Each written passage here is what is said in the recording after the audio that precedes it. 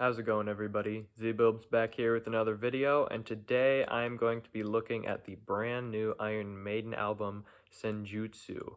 Now, this is an album I've been looking forward to for a couple months now. I haven't, this is the first time that I've been a true Maiden fan, and an album's come out since it's only been this last year that I've really started getting into metal. And I've listened to all of the Iron Maiden albums before this one, so I was really excited going into this. Um, and, uh, you know, let's just get down to it. I love this album. I think it is very good, one of their best albums in decades, honestly. But I'm going to go through their set list. I'm going to give my thoughts and opinions on each of the songs. And then I'll give some concluding thoughts once I get through that. So I'm going to go through the songs, give some quick thoughts, and I'm going to give them a score as well too. And I have a bit of a weird rating system. I give songs a rating 1 through 5. Pretty much anything 1 through 5 is a song worth listening to, so even a 1 is actually a really solid rating. Anything lower than that, it gets a pass, or I might get a failure, something like that. I don't think there's a single, maybe a couple failure, like Angel and the Gambler, Iron Maiden songs. But there's definitely quite a few songs that are good that I'm like, pass. If it comes up on my playlist, I'll probably skip it. So just keep that in mind. I think anything 3 and up is an absolutely great song, and then 4 and 5 are reserved for absolutely best of the best, like absolute gonna be a classic pretty much. So even a 1 and 2 is still a really solid rating.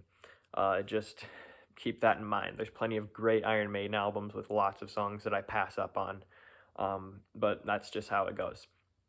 So starting off with the first track, we have got the title track Senjutsu.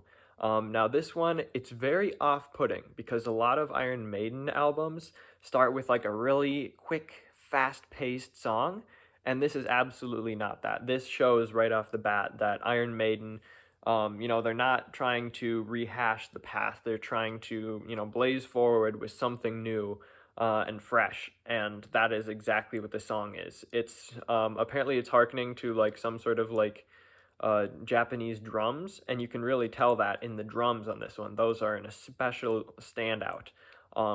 This is just like a longer ballad. There's 2 really solid guitar solos in there. It feels almost exotic. It's like sort of like a war theme, and it's just honestly a really fun track. Um, I wouldn't say like the chorus is the most like interesting or memorable, but it's really solid. There wasn't especially stand out, but I think it's really solid. I give this track a 2. But moving on into the next track, with Stratego, this one came out before, so I had already listened to it, and I was not the biggest fan. At that point, I think I probably would have given it a pass. But listening to it again, listening to all of them together, and listening it to with my headphones on this time, I thought Stratego was awesome. I thought it was especially a great transition from Senjutsu to Stratego. They both had a similar vibe, but Stratego, even more than Senjutsu, was more fast-paced, more, I don't know, almost like classic Iron Maiden. It had one of those classic galloping riffs throughout. It still felt almost like a war theme of sorts, but this one even more fast-paced, wild, just honestly just awesome, great. Um, wouldn't say it is like the best of the best or anything, but I give Stratego a solid 3. And then moving on into the next track, we have got the first one that they released, and that is The Writing on the Wall.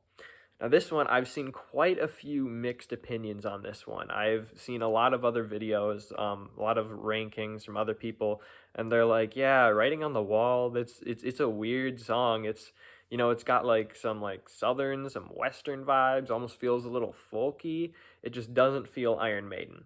And for me, I absolutely 100% disagree with that, because Iron Maiden, they've been doing more prog, more, weird stuff, and that, comes off right off the bat with Senjutsu, since that's a very different track. And it's the same with Writing on the Wall, but it still feels very much Maiden and very, very good in my opinion. And I'm not gonna sugarcoat it this one. This is my favorite on the album.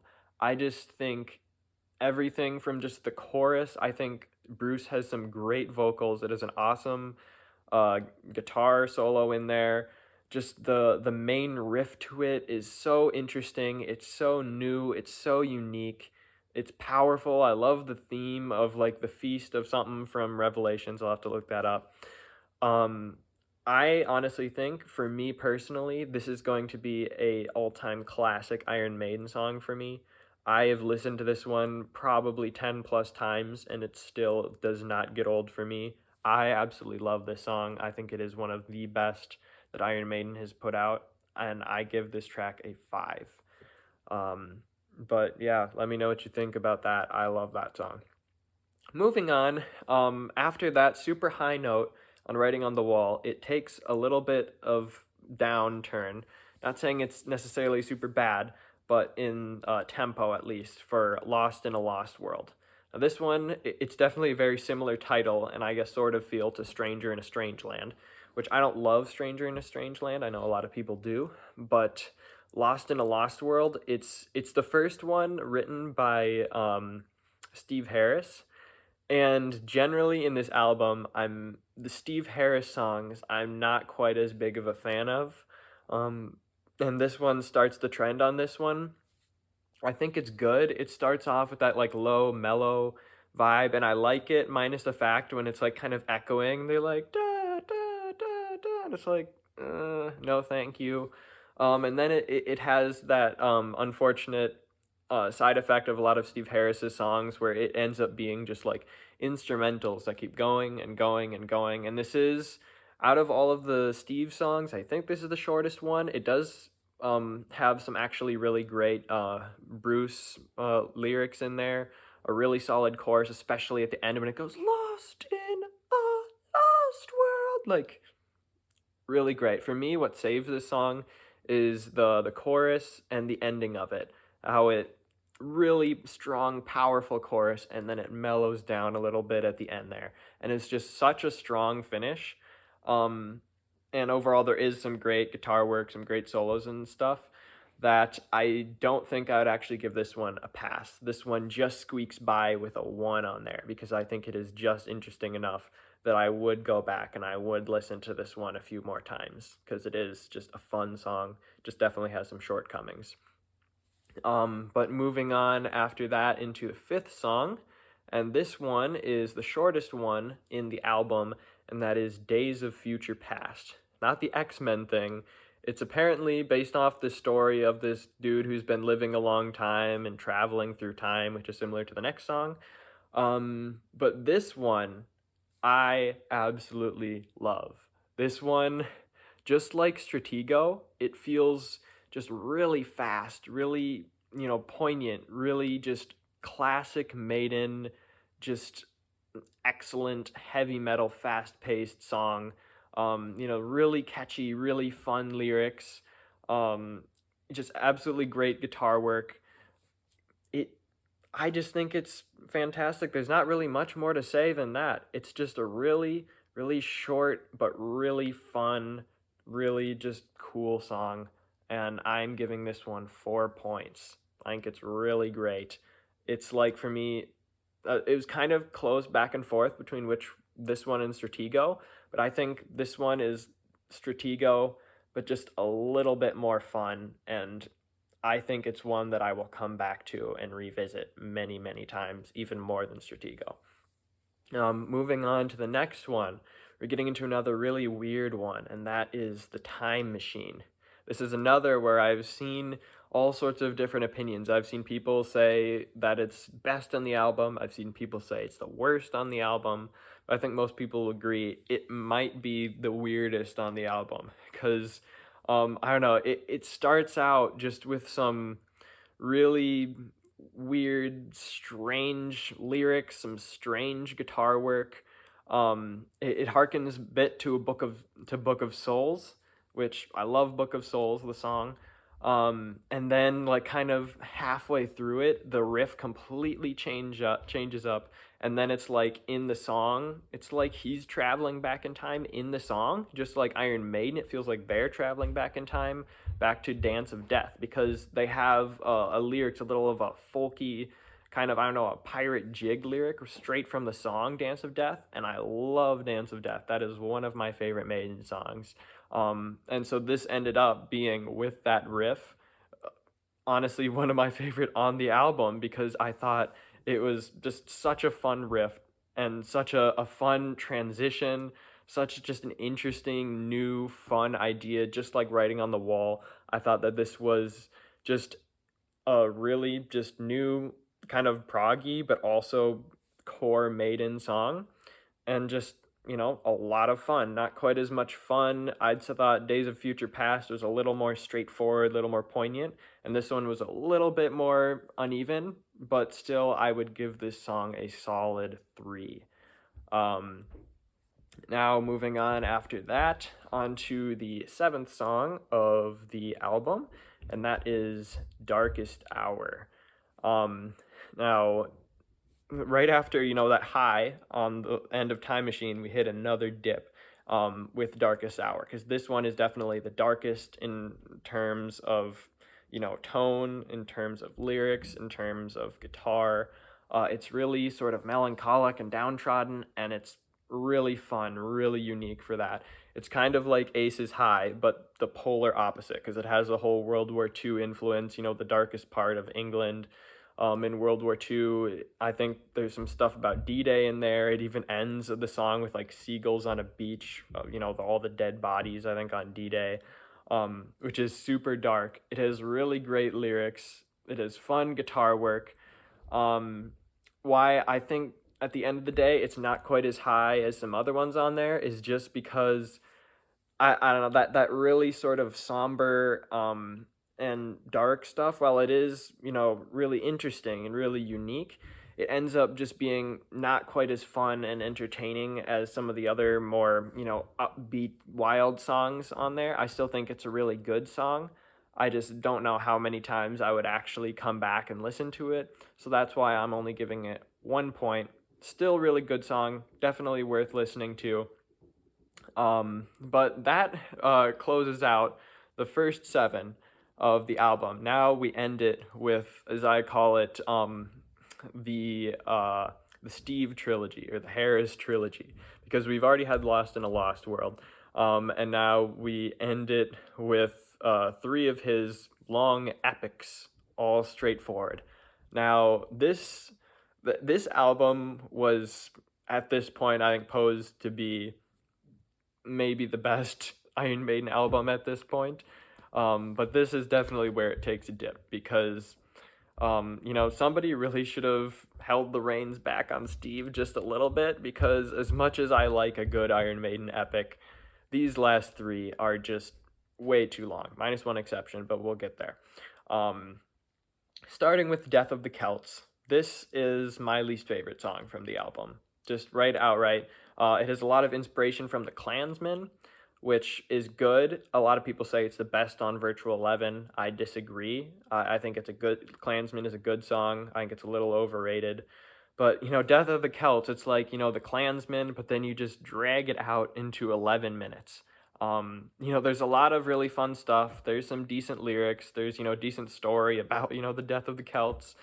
Some fun guitar work, but like this one, and then I'll mention on the next one, it just kind of feels like, there could have been 2 really decent songs, or 1 shorter, really solid, poignant song, and ended up just getting, dragged out too long. It's a song where it's fun. It's definitely worth listening to, and it fits in the album, the tone, but it's just, it's not worth coming back to. It's too long. It's just, it's all right. But overall, I give this one a pass. But moving on into the Parchment. Parchment has similar issues. Overall, I would say it's definitely a step up from Death of the Celts, and even more in this one. It comes so close to being really great. but it just misses out because this is the longest one in the entire album. It's like 12.5 minutes because there's some really fun lyrics, some really fun riffs. I think there's even some galloping riffs in there. There's multiple guitar solos, and then it just keeps going, and then it just keeps going, and it just keeps going, and I'm like, okay, okay, okay, okay, okay, now you lost me. And I really wanted to really like this one, but it just, once again, it just went on too long. It came too over self-indulgent, and is really a crying shame because it's actually, there's some really awesome stuff in this song. But once again, just like Death of the Celts, I give this one a pass. And then moving on into the last track, and this is the one place where I can finally forgive Steve Harris for his work, his writing work in this album, because we finish off with Hell on Earth, one of the best closers to an album, Iron Maiden album, in a long time. This Hell on Earth is fantastic. It is like the master of puppets of, Senjutsu, pretty much, because it's an epic ballad, but it completely works. Every single segment, single different thing is something new, unique, and fun. It doesn't feel like it's dragging too long. Right when you're feeling like, okay, this seems like when it's gonna wrap up, it's like, boom, new section, let's go. It's like, okay, starting off really slow, really downtrodden after like the high from Parchment. You're like, yeah, yeah, yeah, boom, guitar work, guitar solos all over the place. Really fun lyrics. Bruce sounds better than ever on this one. And then keep going, more guitar work, and then boom, you got a bridge, or the bass is at the front and the center of everything. It's like, yes. And then the more lyrics at the end, another bridge with new Bruce lyrics, still sounding amazing, and then finishing it off just like it started at the beginning, and as it fizzles out. It's just an absolute roller coaster, just like this entire album, and it is absolutely great. I would say this is my second favorite of the album. It's close with Days of Future Past as to which is my second favorite. Writing on the Wall is still my first, but I give this one a solid 4 points. This is definitely one I will be coming back to many times and listening to. It's 10 minutes, but it is worth it for every minute in there. Um, it is great, and it is a great way to close out what is a great album, in my opinion. So when you add up all of the points in this one, this album gets 21 points. Now, I have a scale that goes, I think I'll probably show the tiers right here when it comes to it, but as you can see, Senjutsu gets my highest graded tier when it comes to albums. It is a master tier. I think when it comes to individual songs, there's definitely songs you can pick out and you can listen to them. You can be like, yes, this is a good song. I loved listening to Writing on the Wall just by itself. What is so good about this album, besides all the individual songs, is it feels like an epic journey. It feels like, just going high and low and up and down and all these different styles and rhythms, and you're taken back to the original Iron Maiden feeling, and then you have more proggy, more new inspirations. Feels like there's like a common theme of like sort of the end of the world, which makes sense for one of the later Iron Maiden albums. It just really feels special. There's a lot of heart. Say what you will about some of the worst parts on this album, but all of it just feels like a lot of just passion and energy went into this album. I would say, as I mentioned before, my drawbacks and my negatives from this album are that it's too overindulgent at parts. There's definitely goes on too long for a lot of songs. Another one I haven't mentioned yet is there's like these a lot of like piano keys, and a lot of them are like high, kind of like doo, doo, and it is in the background of almost every single song, and it's really fun for a lot of songs, and then you hear it in the next song, and you hear it in the next song, you hear it in the next song, you're like, okay, when are they gonna stop using that high piano chord? That was another one where it just felt a little bit too self-indulgent, just a little bit too much. But overall, it did not detract from my enjoyment of the album. I thought this was a great album. Overall, I've seen people, it's been kind of a mixed album from all of the reviews I've seen. People say, hey, it's probably one of the better of Iron Maiden's new era. Some people are like, yeah, it's sort of mid. It's like, it's all right. For me, I'm probably past most of these people because, you know, I'm a much newer Iron Maiden fan. I do not have nostalgia for any of the older Iron Maiden albums, and because of that, this is definitely one of my all-time favorite Iron Maiden albums. And I will be ranking them very shortly, so stay tuned for that. But overall, I thought this was great. Definitely worth listening to. Go out on Spotify, you know, order the vinyl, listen to it however you can if you're a fan of metal. It's probably going to be a lot of people's album of the year. It's definitely going to be mine. I don't know any other album that's coming out that could possibly top it. In my opinion, it is great. But let me know what you thought. Let me know how you like Senjutsu. Let me know, you know, why you think I'm wrong and whatnot. And I will get back with my ranking very soon. Let me know any other metal or other related videos you want to see. And if you like the video, give it a like, subscribe, the bell, all that YouTube stuff. And yeah, thanks for watching. I'll see you later.